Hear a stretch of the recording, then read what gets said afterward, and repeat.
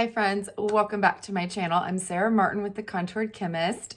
You guys might be able to tell what we're talking about today based on my hair. Can you guys guess? We're talking skincare, and we're gonna focus today on mature skin. Everything from the ingredients you need to look out for to a sample routine, something nice and simple, what you can add to it. If you already have one in place, if you are starting out and do not have a regimen in place, how you can simplify it, get started, and love your routine. So if you have mature skin like me and you want to age gracefully, we're gonna be going over all the details of what you need included in your regimen. So if you wanna check it out, please keep watching. Be sure to like and subscribe, and thanks for being here.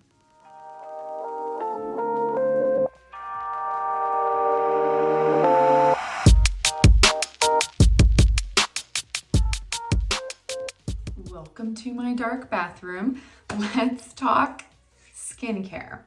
Okay, so we are going to talk about and concentrate on this regimen for mature skin. I don't want to use the term anti-aging. A lot of people hate that term. Aging is a gift, right? But that doesn't mean we don't want to age gracefully, soften things, and look, youthful as long as possible. So I'm gonna try not to use that.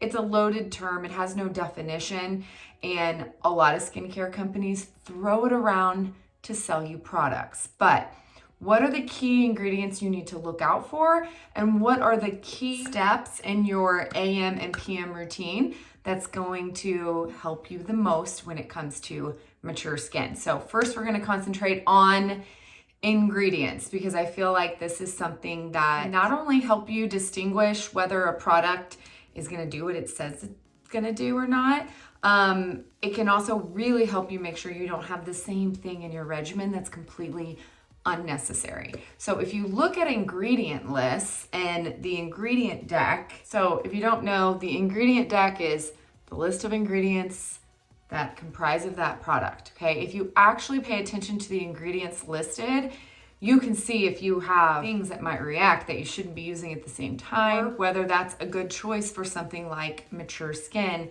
based on what we're gonna be talking about. So I'm gonna go over about 7 different ingredients that I would say are the best for mature skin that you need to have somewhere in your regimen. That doesn't mean you need all of them morning and night.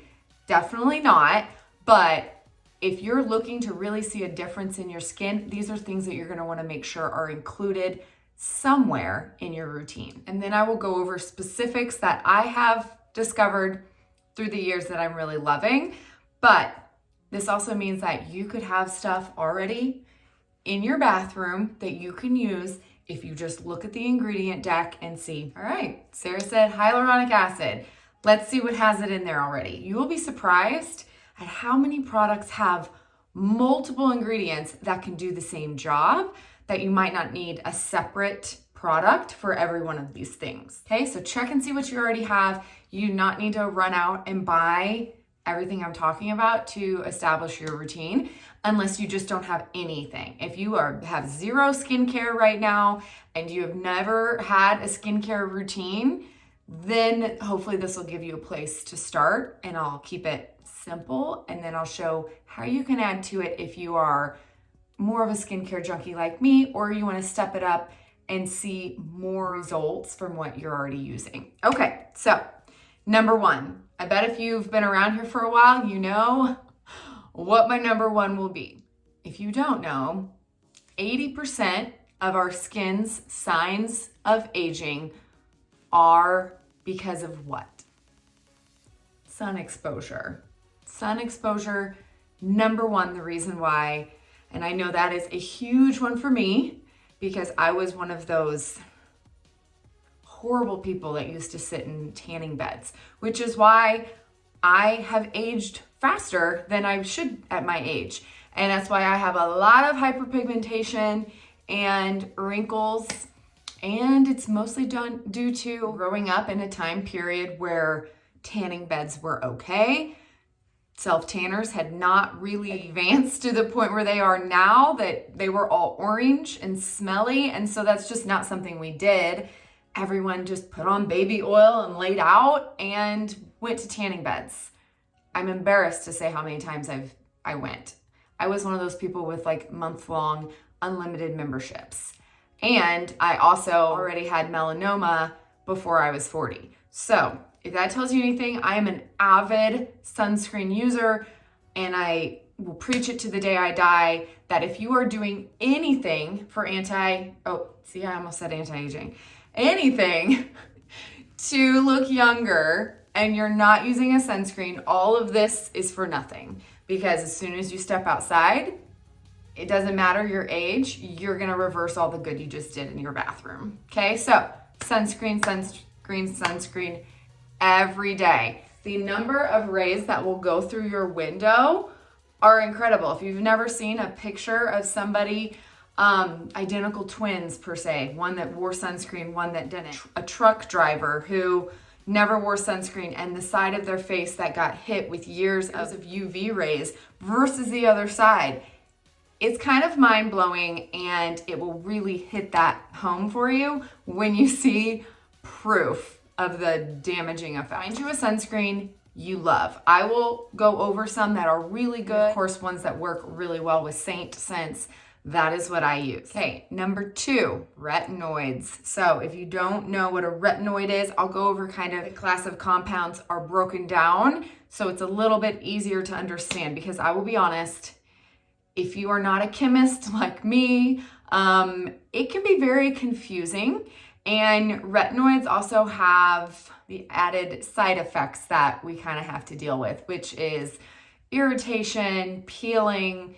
Sometimes people just think it's not worth it, but I will tell you, it is the holy grail of aging backwards. Without a doubt in my mind, there's more research showing the benefits of using a retinoid than any other skincare combined, I would say.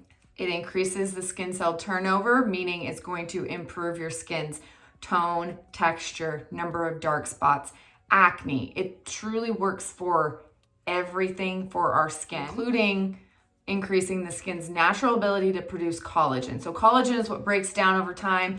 That's why we tend to get fine lines and wrinkles, because we need to add collagen back, which is not something that's very easy to do. Some of these ingredients I'm going to be talking about can do that, which is why they go in the mature skin category. Okay, but finding one that will work for you and learning how to slowly build up is key. And so the key is finding the formulation. So I will talk about your options and where you can start. Can you see my cat is in the bathtub playing with something? So that's what you're hearing. So those are my only 2 that are in a particular order. Number 1 is definitely sunscreen. Number 2 would definitely be something in the retinoid family of compounds. The rest are, I would say there's not proven research for any of them being better than others. It can truly depend on your skin type. Now there's 2 cats in the tub. But they're all useful in different ways. So the next one would be peptides. So if you don't know, peptides are actually the building blocks of protein, which in turn will send signals to your skin to produce more collagen. And some of them actually signal your skin to help improve moisture, which if you don't know, as we age, we get drier as well. And so you'll see a lot of these things, especially product-wise when I talk about it, are due to improving the moisture of our skin, because I think everyone can agree, the more hydrated our skin is, the more plump it is, right? The more bounce it has, that is collagen. But the more plump, it will actually kind of fill in those fine lines. More hydration equals more plump equals a more youthful look, okay? So if you have dry skin, a lot of times you're young. I know for me personally, I was really young and already showing a lot of what I thought was aging around my eyes, but it wasn't. It was dehydration because I had no regimen. I didn't wash my face. I didn't use a moisturizer. I didn't use any serums. I had no idea the importance of all of those things. And so just by starting, and actually I just started with washing my face every night and including something really heavy and moisturizing overnight, it did wonders for the hydration of my skin. And I immediately looked younger once I got rid of the dehydration. So know that a lot of the lines and wrinkles on our face could just be signs of dehydration, and they are different than smile lines. They are dehydration wrinkles. It's totally a thing. If you're not hydrating your skin enough, you will see that, which can make you look older. So one of the ingredients we love to incorporate, which I'll be honest, is probably in 99% of the things you use right now, is hyaluronic acid. Hyaluronic acid, I'm sure you've heard, is like a sponge, okay? It can hold 1,000 times its weight in water. So it will immediately plump the skin and reduce the look of fine lines, but that is a temporary effect. Now, over time, it will hydrate your skin, but know that hyaluronic acid does not work without any moisture already. So I love the analogy. If you were in the desert and you just put hyaluronic acid on your face, it will not moisturize your skin, okay? If you have water on your face and then you put hyaluronic acid, it will absorb that water, okay? So it doesn't work without it. And so I'll show you kind of how to avoid it drying out your skin more by making sure you have moisture on your skin before you use it. The next ingredient are ceramides. So you probably have seen ceramides in a lot of things. Literally, that's where the name CeraVe comes from, is that it usually has a lot of ceramides in it, which ceramides are lipids that help keep your skin's barrier function strong. So the barrier function is what holds moisture in your skin and keeps out irritants. Skin's barrier function is everything in keeping your skin healthy, and so it's really important as we age, especially because we lose moisture, to keep that barrier as strong as you can. All right, and last but not least are AHAs. AHAs are alpha hydroxy acids, okay? It's a chemical exfoliant. Don't be scared of the word acids. It is a game changer if you've never used an acid before, because it gently will exfoliate your skin without causing damage to that skin's barrier, okay? So if you've been used to using a scrub of some kind with grainy particles, that sometimes does more damage to your skin than good. When I switched from scrubs to acids, my skin changed unbelievably. I suddenly had glowing skin, off all of that dead skin. So what AHAs do is it dissolves the bond in between your dead skin cells. So it dissolves that so that it can be easily sloughed away and increases skin cell turnover, which, just like I said, with retinoids, is what will improve your tone, texture.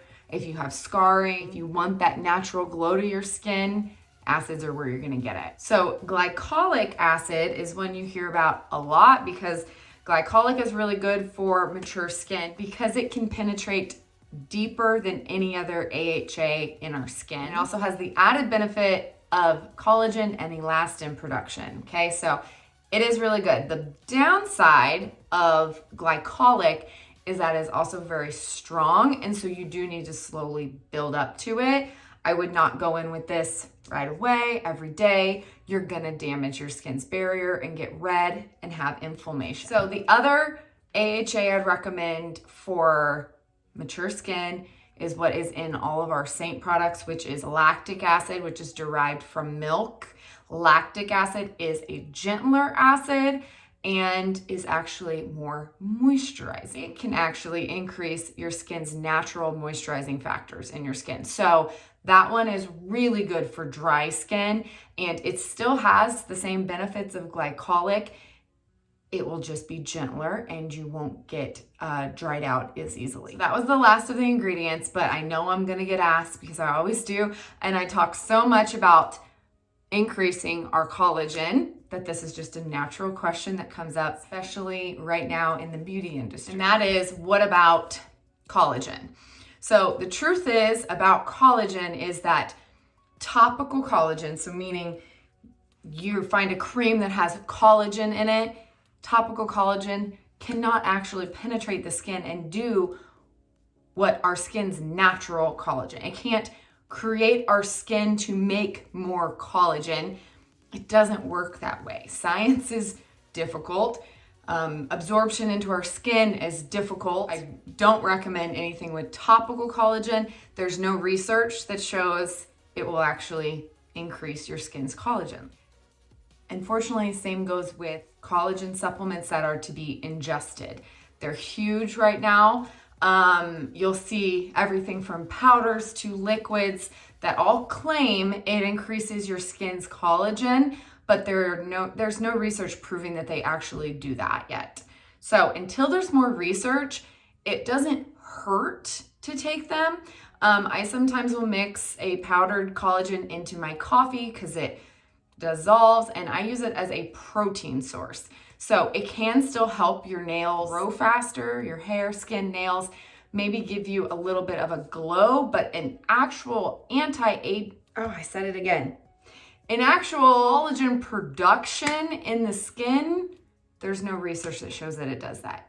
Again, there's always research studies going, but the ones done so far do not show that it does. Again, science and our bodies are very different. The way our bodies create collagen, you can't just replace that by drinking it. And the way it's marketed is extremely misleading. So take it as you wish, take it with a grain of salt. If you're using it as a protein source like I do, it won't hurt. Don't expect it to cure wrinkles or anything like that. It just is not going to. All right, so let's get to actually proven scientific ingredients that will do what they say they do. How can we develop a routine, a regimen using those product steps do you need in your regimen in order to include all those ingredients, right? Number one, when it comes to skincare routines, you gotta wash your face. Doesn't matter if you wear makeup or you don't wear makeup, cleaning your skin, even when you don't wear makeup through the day, you still have a lot of pollution and dirt and oils that seep out of your pores. And so you've got to clean that off before you layer any skincare. Otherwise, you're just gonna get breakouts because you're gonna trap bacteria against your skin. So when it comes to a cleanser, highly recommend anything hydrating. Cream cleansers are literally perfect for mature skin. So if you are double cleansing at night because you wore makeup, I've tested a lot of balms. Balms are really good because they're hydrating. This one's by far my favorite because it's got papaya enzymes. So it's a really gentle exfoliator. At the same time, it removes every trace of makeup, even waterproof mascara. And just don't use it on if you're wearing any kind of lashes like me. It will straight up take them off because obviously these are oil-based. So for your first step at night, I would recommend a balm to remove your makeup and to melt it off. For your second step, or if you didn't wear anything, or you really want to wash your face in mornings, I would stick to something cream. Okay, so these are my favorite. I love I still can't ever say this word, Toleraine by La Roche-Posay.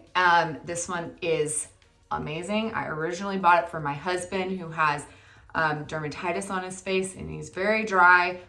It is extremely gentle. This one is fragrance free and probably the gentlest one of the bunch. By keeping it with a cream cleansers are always more hydrating than its counterparts, okay? So creams are going to help not strip your skin, and even if you're oily, it will remove the oil, but the thing is sometimes oily skin, especially in mature skin, is caused by you overstripping your skin, and so your skin is trying to produce more oil to balance that moisture. But by starting a skincare routine like this, you're gonna see your skin is gonna even out and balance over time, the cat again, so that you are a lot less oily until you have, hopefully, we can get you to normal skin. The cleanser that helped me get to normal skin was the Seint cleanser. It is a cream. It's very different because it is actually a very liquidy type cream, but it is also extremely gentle and it has that lactic acid because it does have real cultured milk in it. And so it will gently exfoliate every time you wash your face. So the last one is one I've been tested recently. This is a brand new product from Mizon, I think is how you say it, which is a Korean skincare brand. If you don't know, Korea has amazing skincare. So this is a new Retinol, which I'll get to retinoids in a second, but it's called Youth Cleansing Milk. It's got squalane, which is extremely hydrating, and retinol, which is my favorite of all the retinoids. And so this will also gently exfoliate and hydrate at the same time. And I really love, it's got that nice milky cream texture as well.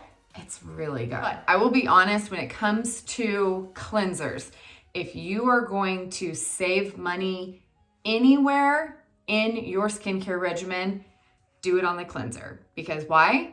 You wash it off, okay? You can use really cheap drugstore ones from Cetaphil or CeraVe, companies like that that have really gentle but extremely effective and dermatologist tested that will cleanse your skin just fine. You don't need a super fancy cleanser to do the job. I would say if you're gonna skimp anywhere, I would do it on the cleanser and spend more on something like moisturizer or a serum or something like that. Once your skin is clean, so whether in the morning or at night, and I do want to mention, you don't necessarily need to use a cleanser every morning if you have dry skin.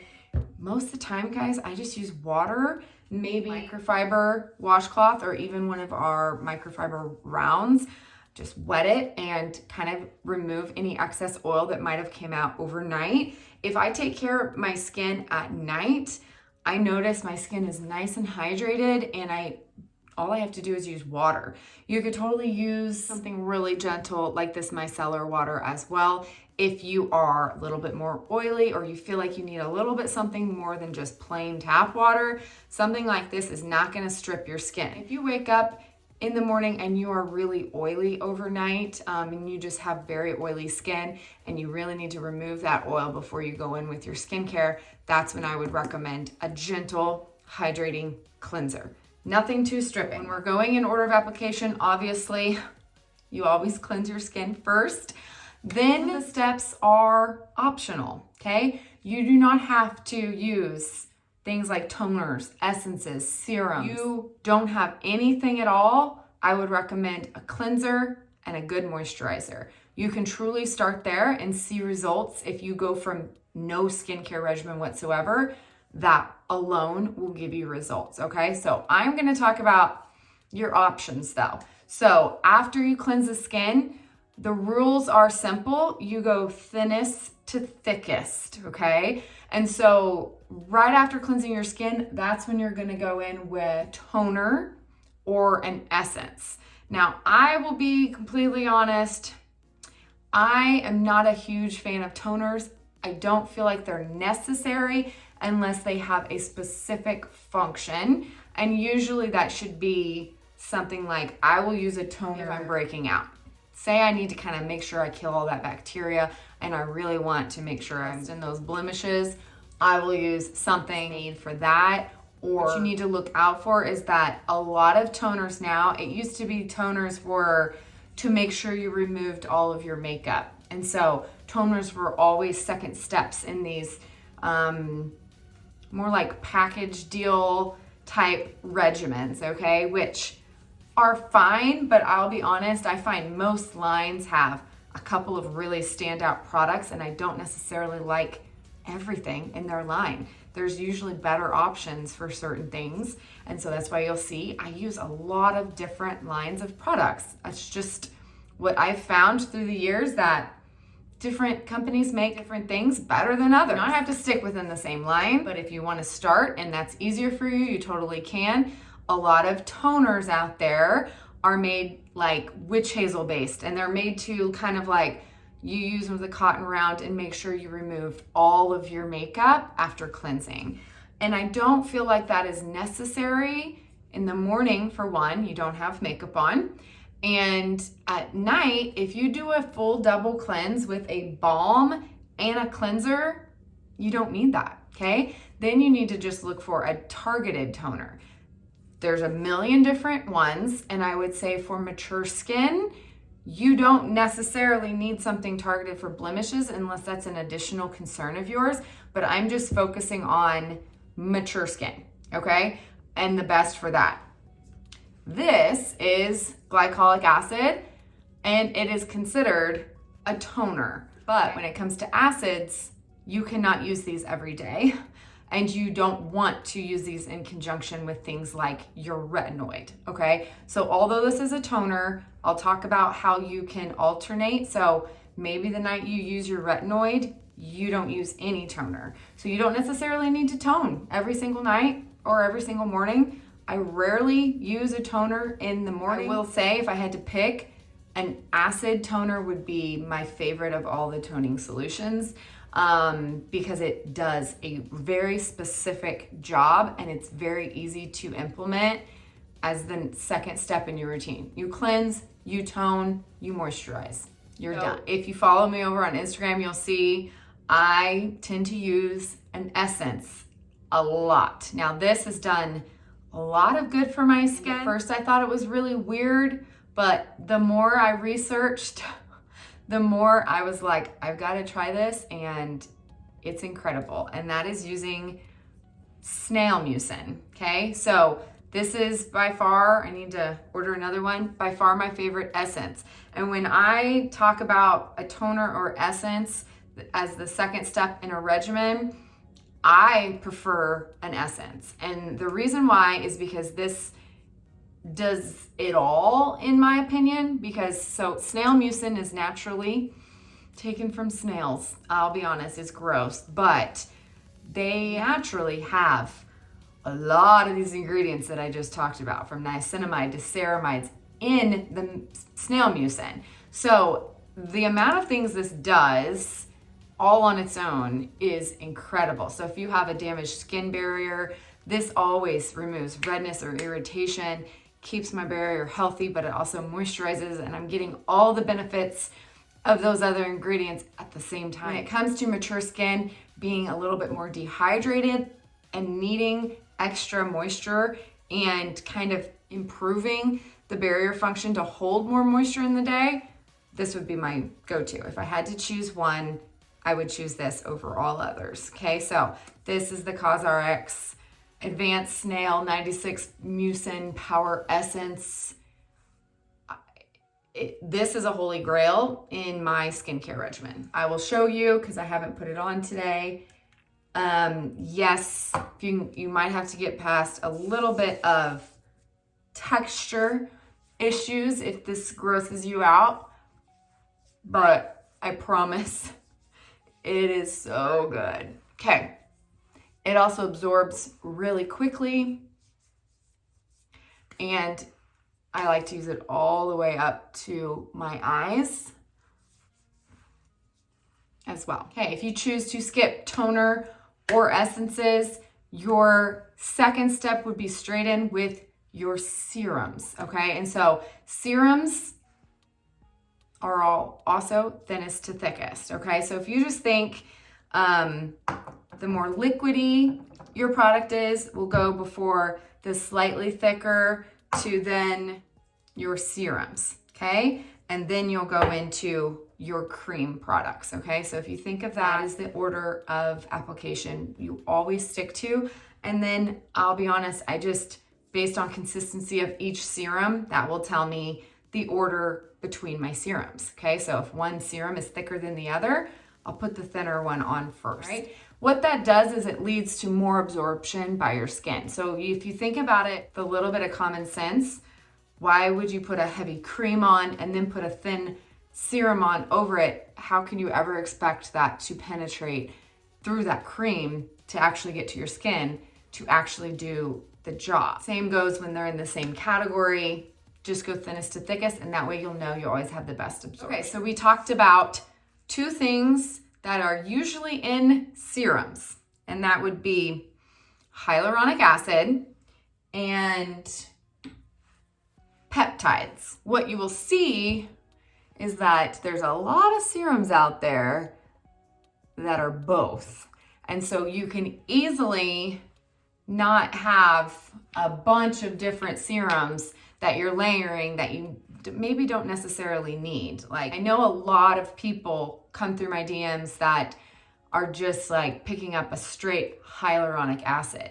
But hyaluronic acid is put in so many serums, a lot of times you won't need one that's separate, okay? And so it can truly depend on your skin how dehydrated you are. You might want to, if you are really suffering from dehydration lines or dry skin in general, if you have dry, dehydrated skin, obviously more hyaluronic will help you as long as you're applying it properly. But for the most part, I have tested a lot of hyaluronics, and I will tell you, I don't necessarily think one brand is better than others, one formulation. I've never really noticed a huge difference between any of them. They all tend to work very similarly. It's a very straightforward product. So if you're looking at ingredients, you might look for one that's formulated with some of these other ingredients that you're wanting, so it will do double duty. You don't have to have a straight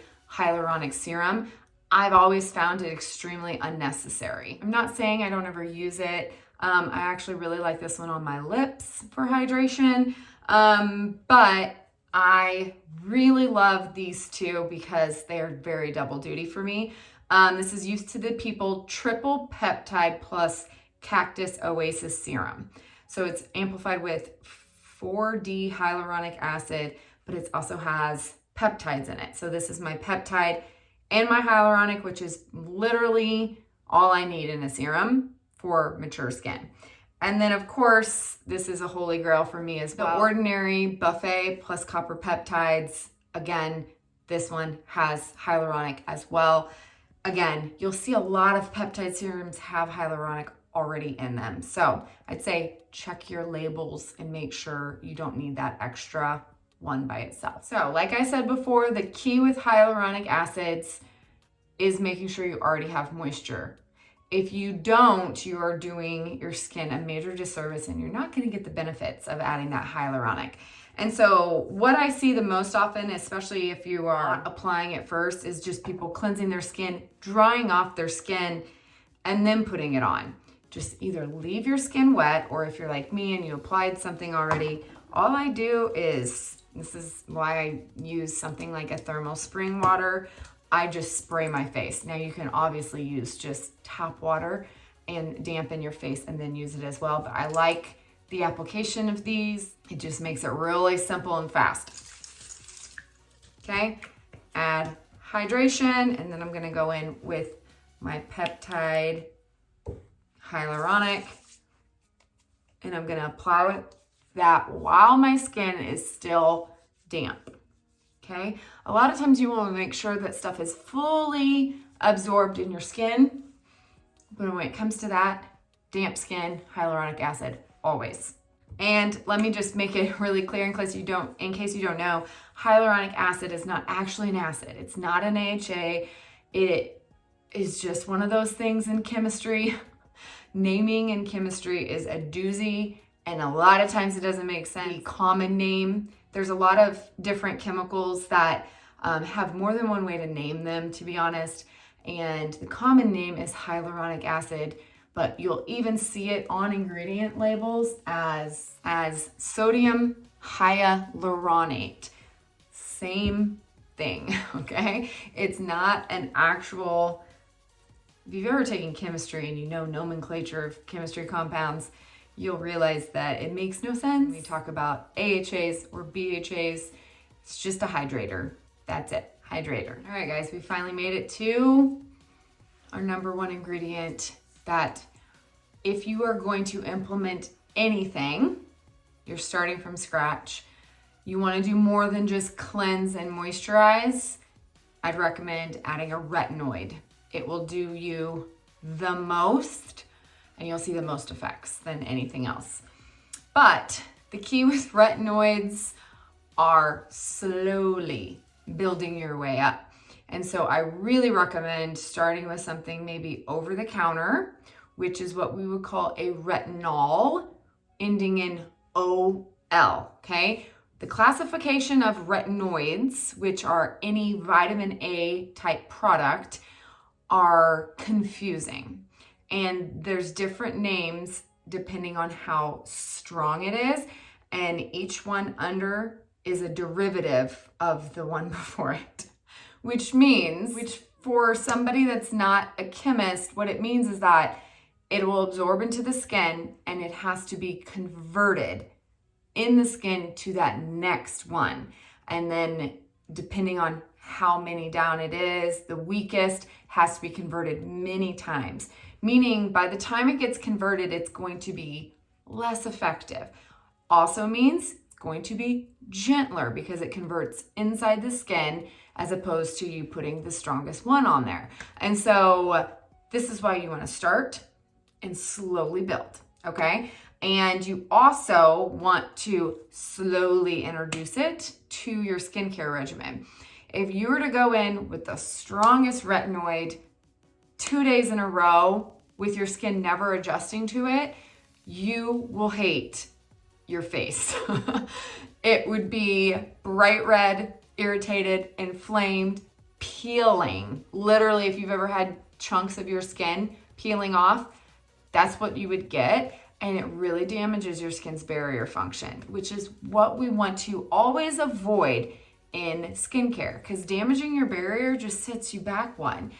Any inflammation you're causing in your skin just triggers all of these processes that can age you more. And so if you're not careful, you can do more harm than good, okay? And so this is why there's certain things you just have to know when you're starting skincare, things not to mix, and ways to introduce things. Retinoids are, I would say, the most important one to slowly introduce. And so I would recommend starting with a retinol, all as an OL. Again, nomenclature is the art of naming chemical compounds and is very confusing. I'm sorry, I did not name them, but I can explain them. I will add my graphic that has the breakdown, okay? Retinols are ones you can get over the counter at your drugstore. So when you see retinol, you know that's the weakest one.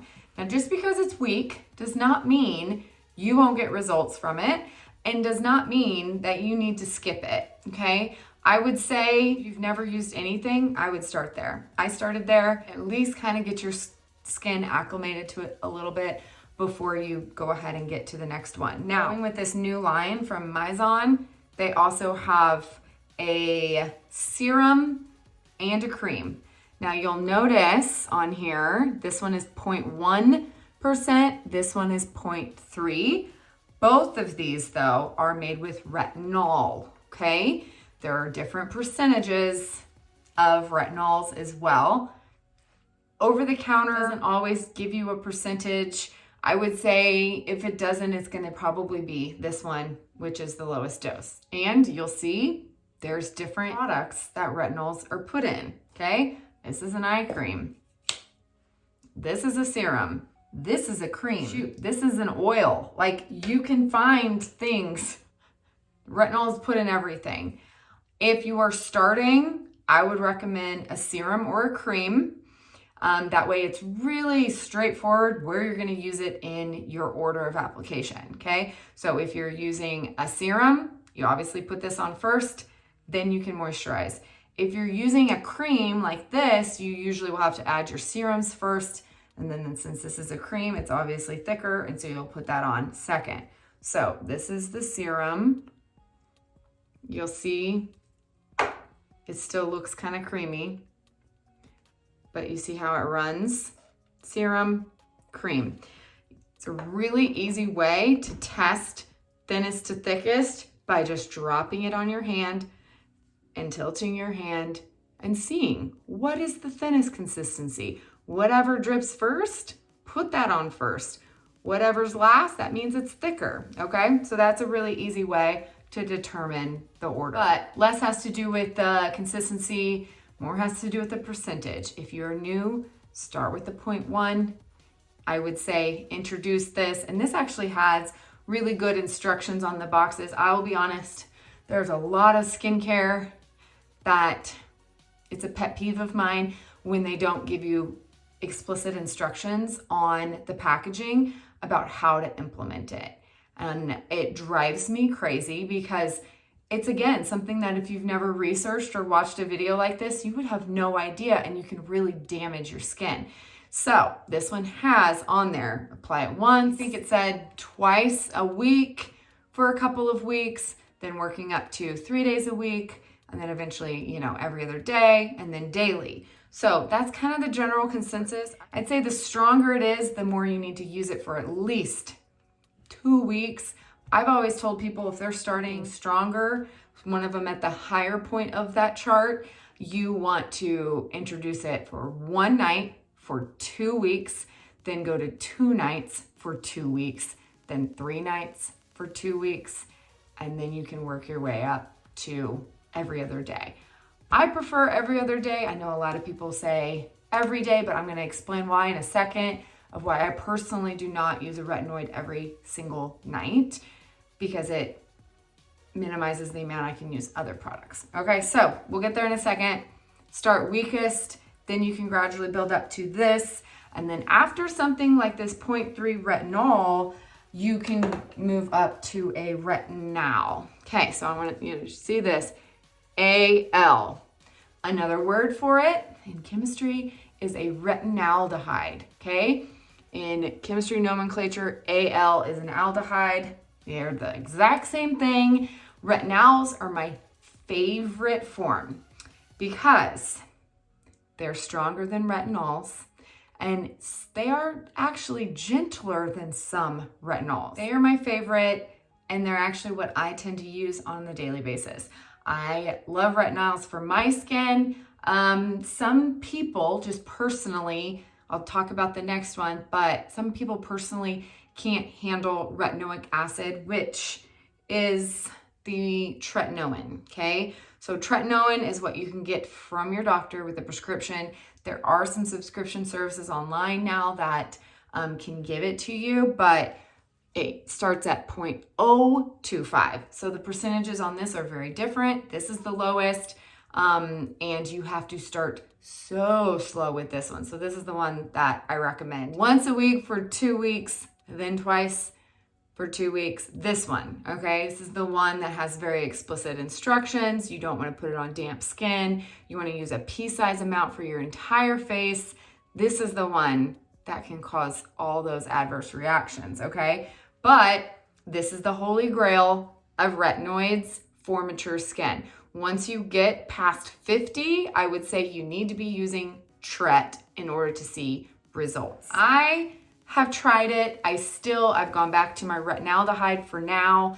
And I do like to take a break and then kind of maybe go back to it for a little bit. I want to see the least number of reactions, or start with something stronger because you just don't want to use a retinol. Retinols are the way to go. I love both of these. This one's from Obagi Medical. It's a little bit pricier. And then this retinol is awesome because it has niacinamide, which is also really good for mature skin, and adaptogens and ceramides. So retinols tend to have this notorious yellow, bright yellow color. Okay, so when you see that, usually that means it's a retinaldehyde. And again, they can come in all different forms. So this one's more of a serum. This one is more of like a cream that kind of goes down to a matte texture. But also, because retinoids are so strong, you cannot use them with everything. And so this is why I teach skin cycling. So I will link that video down below. And this is why I don't use a retinoid every night, okay? I do like to skin cycle so that I can use my AHAs. You never want to mix an acid and a retinoid at the same time in your same regimen. Now, if you're using this in the morning and then this at night, that's fine, but don't ever put them on together. You can really irritate your skin. So that is why I like to cycle, and I will have a retinoid night. I have an exfoliation night, which is my acid night. I do like to have a recovery night as well, where I stick to these ceramides and stuff that's really gonna help my skin barrier function. But again, if you wanna do every other night and wanna see the most results, I would say just cycle back and forth between a retinoid night and an exfoliation night with your AHAs. Okay, so what about alpha hydroxy acid? So if you don't know, 2 classification of acids, AHAs and BHAs. BHAs are mostly salicylic acid. Those are ones, if you are breaking out, that is what you want to be using. If you are dealing with congested pores, that is the acid that can go deep into your pores and unclog them. AHAs are the ones that are going to increase skin cell turnover. Those are the ones that work on top of the skin, not deep in the pore. Those are the ones I'd recommend for mature skin. Again, there's a lot of different ingredients that we could recommend for other type concerns with our skin, but when we're focusing on mature skin, go with the AHAs, lactic or glycolic. So I said glycolic acid is probably the best for mature skin. But if you're scared of using it, I would say just using our skincare system is going to give you that lactic acid. The cleanser and the cream both have lactic acid. You can also buy a separate lactic acid as a serum, really easy to implement into your routine in the serum step. This one has a cult following because it's really simple. You just put it on a cotton round, use it right after cleansing your face, and it is going to exfoliate. Now, this is also one that is notorious for causing inflammation. If you go hog wild and use it every day or even every other day the first week, I like to use this maybe once a week. That's it. It is a little too strong for my skin, but I also have rosacea, which causes me to be a little bit more sensitive. So it is a 7% solution. I never recommend any glycolic acid over 10. I would say that would be the strongest you need to go with. If you've seen something like this ordinary peeling solution, it has a 30% AHA, 2% BHA. That is why it is a treatment for once a week. It is very strong. You only use it for a few minutes at a time. Otherwise, you can do a lot of damage to your skin. So my current two favorites is this one, which I've shared before. I love the pad. It just makes it so easy to cleanse your skin and then grab a pad all over the face. And on my exfoliation night, I keep it real simple and I just exfoliate and moisturize. Okay. This one has the best instructions I think I've ever seen on a skincare label. Literally tells you if you have dry, normal, oily, or darker skin tone, how exactly to use it. I love that. This one does have glycolic acid, but I feel like it's a lot more gentle.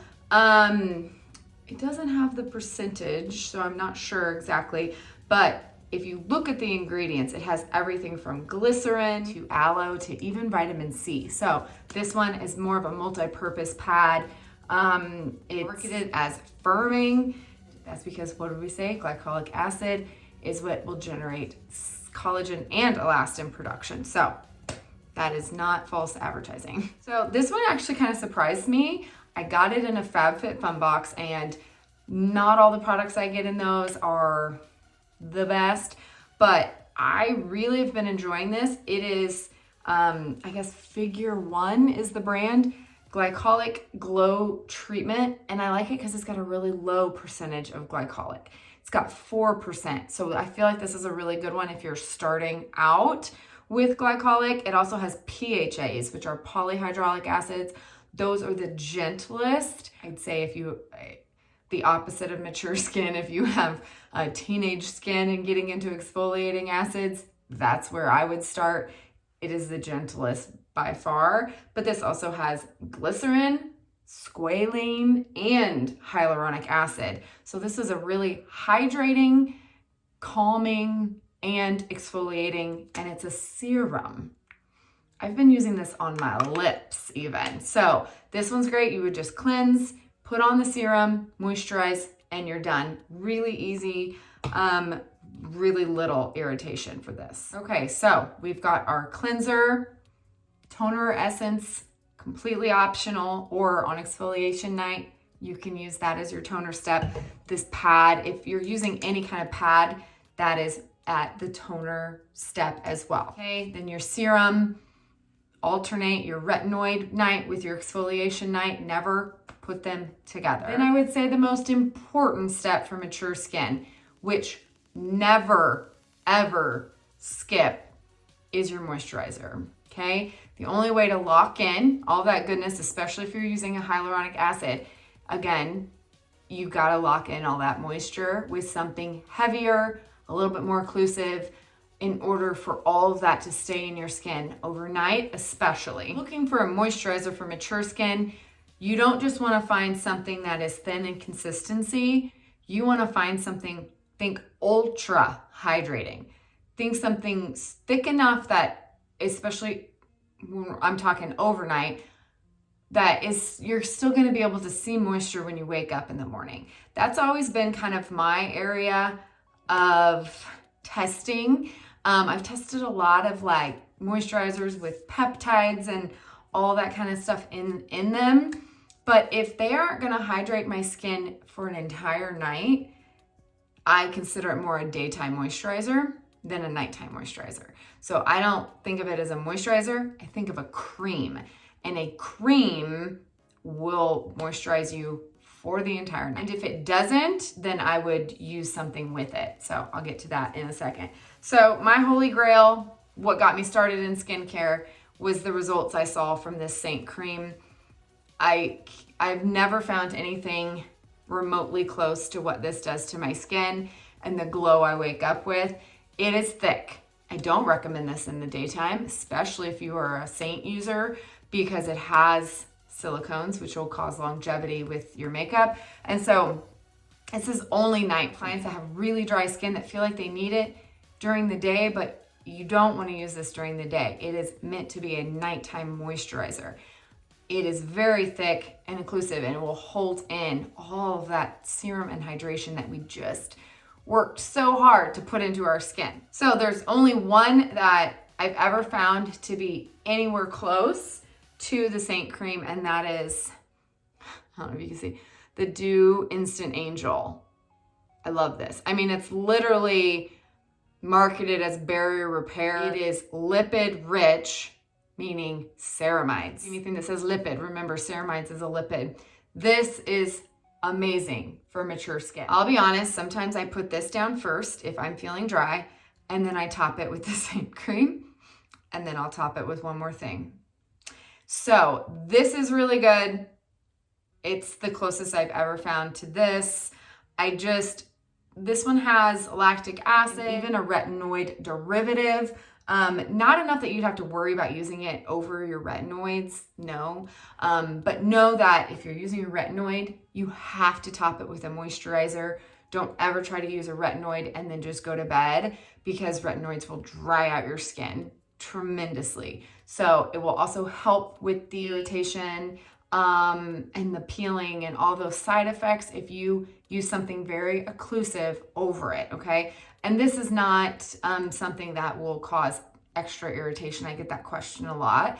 But it does have retinol palmitate, which is the very weakest derivative, which you will actually see in a lot of other products. And so don't think that it's something you can't use or that you only have to use at retinol nights or anything like that. That was basically nighttime. I'm gonna go over a few extra things that you can add that are totally optional.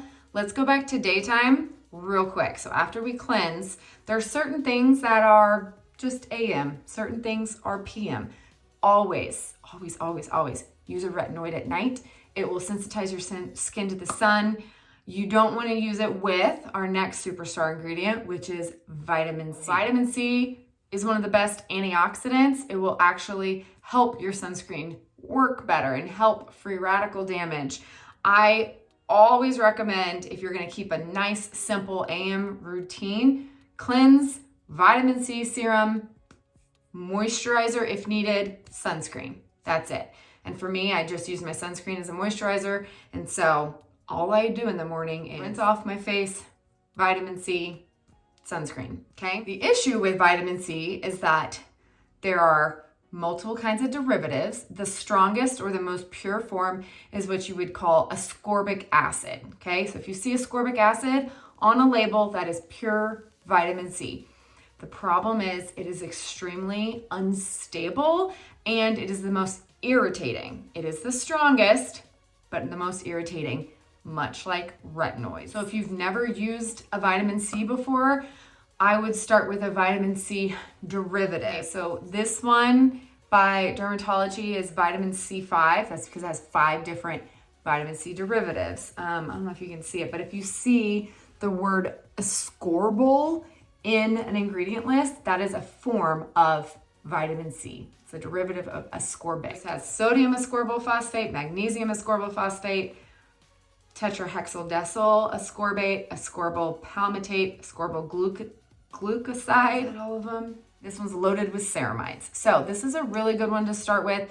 If you have tried a vitamin C that's maybe ascorbic acid and it sensitized your skin, or this one's good because it's got all those ceramides in it as well. I like the consistency of this one because it does have more of a moisturizer base. So it is actually also hydrating due to those ceramides. And so sometimes if my skin is a little bit drier, I won't go in with ascorbic acid. I will go in with something like this before my sunscreen. Now, two of my holy grails for actual ascorbic acid are ones that are formulated with ferulic acid. So favorite SkinCeuticals one that was patented for so many years that no one could knock off their formulation. Their patent expired, and now you see that a lot of other companies have been able to use their proprietary blend of ascorbic acid and ferulic acid together. So ferulic acid is also an antioxidant in and of itself that will stimulate collagen. But the cool thing is that will actually stabilize the vitamin C, which, as I said, vitamin C is very unstable. So the problem is something like this, which I'll show you. This is bad. Vitamin C should be colorless or extremely pale yellow.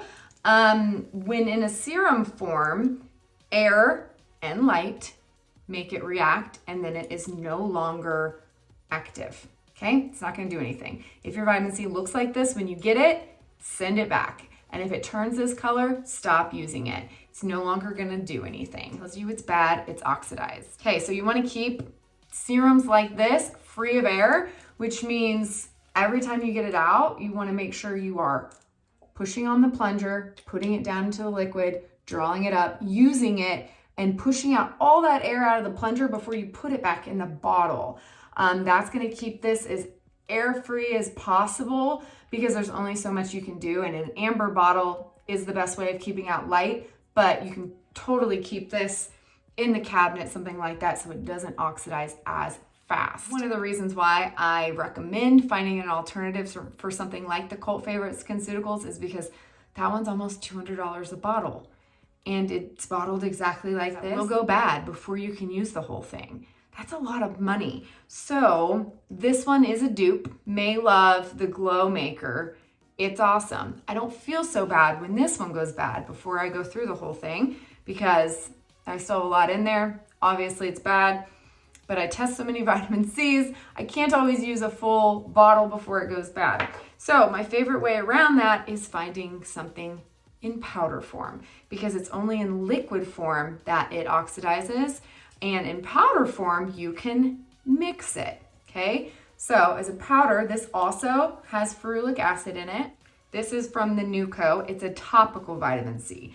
And the cool thing about that is that you can mix it with whatever you want as long as it's soluble, meaning as long as this bad boy will dissolve in it. So I've dissolved it in everything from this essence to my hyaluronic. And so that way I got double duty and I'm getting that hyaluronic acid with my vitamin C at the same time. And this is shelf stable, so it's gonna stay good for way longer, and I don't have to worry about my vitamin C going bad. Okay, last but not least, and this one is for my seasoned ascorbic acid users. This is the strongest vitamin C I've ever used. It is 20% ascorbic, L-ascorbic acid. It's good, but it is strong. I personally cannot use this on days I've exfoliated, so if I exfoliate in the shower with my cure, I can't use this. If I've shaved my face, I can't use this. It will instantly turn me bright red, sting, burn.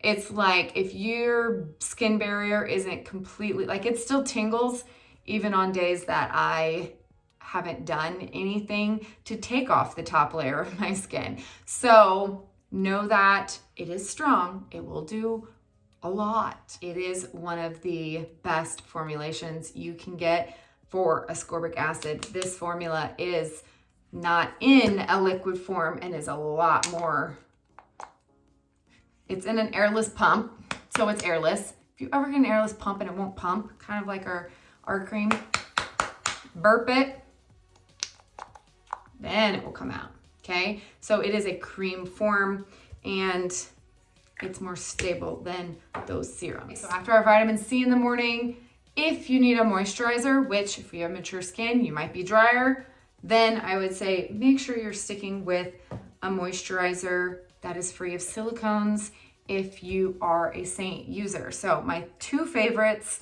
are the silicone-free priming moisturizer. I've talked about this 100 times. This would go on next. Or same goodness that is in that essence in the cream form.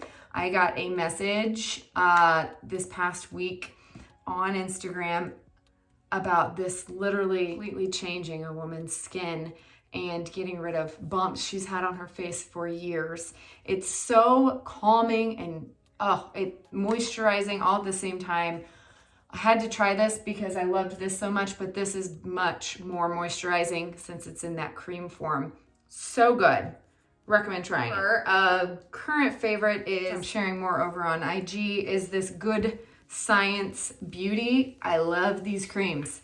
I love the science behind it. They're all silicone free, and they have different formulations depending on your skin. So there is a skin firming for a more mature skin. There's skin brightening, which this has vitamin C in it, so you can skip a step, or hydrating, which has hyaluronic and lots of other great ingredients too, which can help you skip that. And there's also a purifying one that is good if you are acne prone, that kind of cleans out your pores with salicylic acid. So these are really good and they are super hydrating. So I feel like on days that I'm drier, I can use this under my SPF for added benefit and moisture.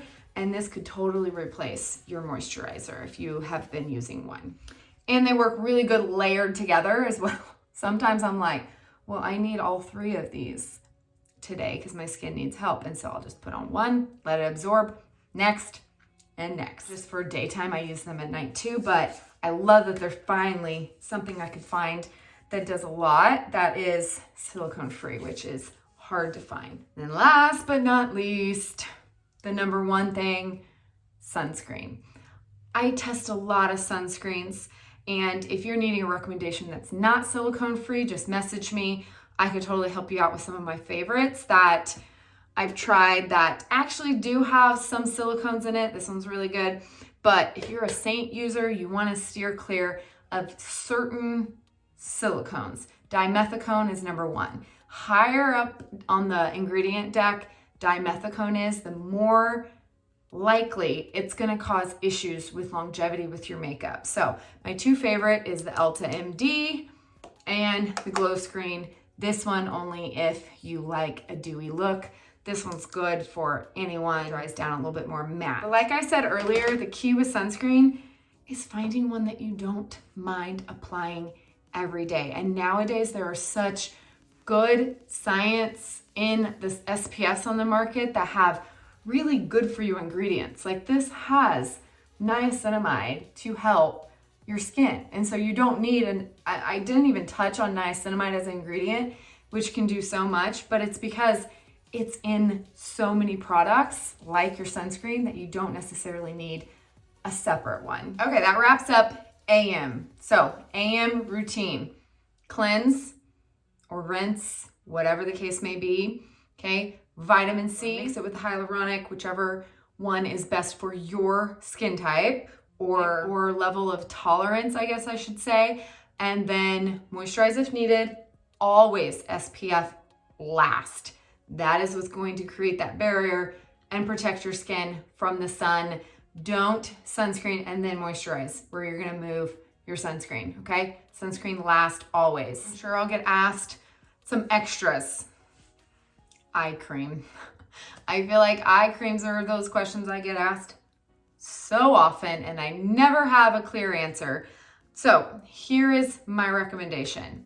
Eye creams are optional depending on the moisturizer you are using and the results and concerns you're looking for. For me, my eyes are a huge problem area that I'm always trying to lift and tighten, because that is where a lot of my damage is on my eyelids. I also have skin prone to milia. If you don't know, milia is almost like, it's like little bitty calcium deposits that kind of can form in this area of your eye. You can have them other places, but it almost looks like chicken skin or little white bumps that are not easy to get rid of. And so if you form one, usually you have to go to a dermatologist, or you have to use a gentle retinol around your eyes, kind of like this rock one, that will kind of slowly increase skin cell turnover until it disappears. Otherwise, you have to have it professionally removed. Don't try to do it yourself. I use this every night. This is way too heavy and occlusive for around my eyes. If I was to use this around my eyes, I would most definitely cause milia on myself. So something lighter weight and thinner like this, if this was my only moisturizer, I could totally take it up to my under eyes and use that as my eye cream. So that's why a lot of times you'll hear professionals say, you don't need a separate eye cream, you can just use your moisturizer. And so something like this skin firming cream from Good Science Beauty can totally be used as an eye cream. But if you're using something heavier and occlusive and you don't want to have milia, then I'd say a separate eye cream might be necessary. Depends on your goals, depends on your skin. So for me, I have very sensitive eyes and I have eye dermatitis. It's not fun. So sometimes certain eye creams can irritate my eyes and cause them to flake, and it's horrible, okay? So one of the things I want is a 360, which means I want something I can use all around my eye. Most eye creams on the market are not made for 360. That's something you have to look for. Most of them tell you to apply it at the orbital bone right here, because they migrate up to 1 inch overnight. So you just tap it on this area and it will hydrate. So if you're looking for hydration, you have dehydration lines, dry skin, you want your makeup to apply a lot smoother, and that is your concern, this one is amazing. This is the new one from Dew, which is called Oracle. It's a reviving eye gel. When on days I want just hydration, this is what I pick up, okay? So it, again, like I said, you wanna use your ring finger, least amount of pressure, and you wanna tap right there on the orbital bone, okay? Because sometimes if you apply it too close to your actual eye, then it can actually cause puffiness because it will get in there. So this one is not really a 360. It's not meant for your entire orbital bone, but this one is one of my favorites, which is called Tightening Eye Gel. This one by Dr. Loretta, I use the entire 360. Now I do like gels because they absorb faster, and again, they don't cause as much irritation for me for some reason, but I have been testing this Pericone MD Cold Plasma Plus Eye, and I really like it. Again, this is not a 360, it's just under the eye, but creams, same premise. So if you are prone to milia, I would say stick with eye cream. It doesn't have to be expensive. This rock one is super affordable from the drugstore. It does have retinol, so if milia is something you're dealing with, it can help diminish that over time. In fact, my daughter, who is 10, is getting into skincare. She had put something, I don't know what, too close to her eye, because I'm now teaching her the basics of how to apply skincare and order and where to apply it. And before I had taught her those things, she had put something too close, and she had a really large milia right on the tear duct. And it broke my heart because I'm like, gosh, it's gonna be so hard to get rid of. And you're 10 and you're gonna have that the rest of your life. And I'll have to link the one, I gave it to her. It was from a FabFitFun box. And I looked at her the other day and I was like, that spot is gone. She goes, yeah, it's that eye cream you gave me. And she's been using it and it totally got rid of her milia. I was floored, and it came from a FabFitFun box. So it was a brand I'd never heard of, and I'll find it and I'll link it down with everything else obviously I talked about today, but you just never know. And sometimes it's just using product to create maybe a barrier almost. So using something like this, putting it on before you go in with your cream, so that way this can't migrate up to an area. It kind of creates that barrier to where this can't travel as far. You'd be surprised how far things travel on our face overnight when it's doing all of its work. So eye creams are optional. I recommend one though if you really wanting to see lift or tightening, or really wanting to get anti-aging benefits from something like retinol that's in it. Next thing I get asked a lot is neck cream. Okay, I totally have social media neck, or is that what they call it? From always looking down at my phone. I literally work from my phone for a living. I have that. Okay, neck creams, are they necessary? I feel like if you are using all of these things we talked about and bringing everything down your neck, you're supposed to do it all the way technically to your chest. If you were doing all of that, I don't think a neck cream is necessary, because you're gonna get all those ingredients to do the same job. Yes, the skin on our neck is different than the skin on our face, which is different than the skin under our eyes. Yes, I agree. But do you really need to spend a lot of money on one dedicated for just your neck? I don't know if I've seen results enough, and this is a very expensive one that I tested. I feel like just take it down. Same thing goes with any excess on your hands. I always rub on the back of my hands, because this part of our hands gets more sun damage than most other areas of our body. And so I always just take everything to the back of my hands, any excess, always, to keep your hands a little bit more youthful as well. Last but not least, which I mentioned before, sometimes I will apply something over this, and that is an oil.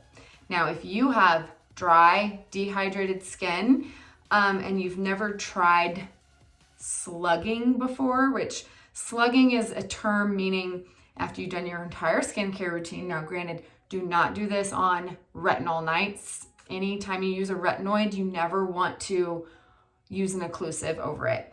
But on a normal night, and you're just wanting to add extra hydration, right after you use your moisturizer or cream, I like to slug a lot. If I really want to have a good skin day the next day and want to wake up with glowing, hydrated skin, it's always when I do this, which is using either an oil or some kind of occlusive, like a petrolatum-based occlusive. Okay, so petrolatum is what is in our 3D foundation. It's what holds in all that extra moisture during the day when we're wearing it, but we can do the same thing at night. It's like putting Vaseline on your face as the last step of your regimen. It does not moisturize your skin. It holds in all the moisturizing, hydrating skincare ingredients you just put on your skin. So it causes this to evaporate much less, and you don't lose all that moisture, holds it in. Oil can do very similar, because oils are heavier. You want to use them very last. My favorite oil by far is rosehip seed oil. It's the same oil that is in the Phoenix oil by Herbivore, which this one is marketed for mature skin because it's got rosehip seed. This one's super cheap. It'll last you forever. By The Ordinary, and this is my favorite because it is what they term anti-aging oil. It will help with all of it. I put this on, literally just press it on my face, look like a glazed donut. It's amazing. Otherwise, you can use Vaseline, Aquaphor. This one is CeraVe Healing Ointment. This one I like because it is petrolatum based, but it also has 3 ceramides and hyaluronic acid as well. And so all you do is take a pea-size amount and you just press it on all over to kind of create a barrier. You don't need a lot. You don't need to like completely like coat your entire face. You just use a very small amount and it holds in that moisture. So try slugging, that is the term. But I do feel like either one of these works really well. I kind of alternate depending on my mood. Are they necessary? No, but in winter, I will use something like this. During the summer or when I feel like my skin is lacking glow, I'll use something like this. And they're not necessary, but when your skin is dry and flaking, it can be your saving grace. All right, last but not least, because I know I'll also get asked, if there's one gadget, skincare gadget, I'd recommend over all others, I'd say for mature skin, without no doubt in my mind, red light therapy. So if you don't know, red light therapy, I've researched and it is incredible, the research and proof what red light can do for collagen synthesis. So I would say if you're gonna pick one, I would definitely pick something like this is my Cure Mask, 3 minutes a day. It also has a blemish antibacterial blue light, but this one you can even pick your zones. So say you're breaking out on your chin that day, you can pick that zone to be for blemishes and the rest of your face for anti-aging. This mask is a game changer. We're testing a lot of skincare gadgets. I would say the science behind this one is stronger, that it can actually rebuild that collagen in our skin. And we already learned you can't drink it, so you gotta make sure our body's gonna produce it itself. Oh my, that's a lot longer than I expected, guys. I'm sorry. I hope that was helpful. As always, I will link all of the things down below. If you have questions over order of application or the specific ingredients I talked about, specific products, any of it, let me know down in the comments below. As always, thank you guys so much for being here and watching. I will see you next week. Love you.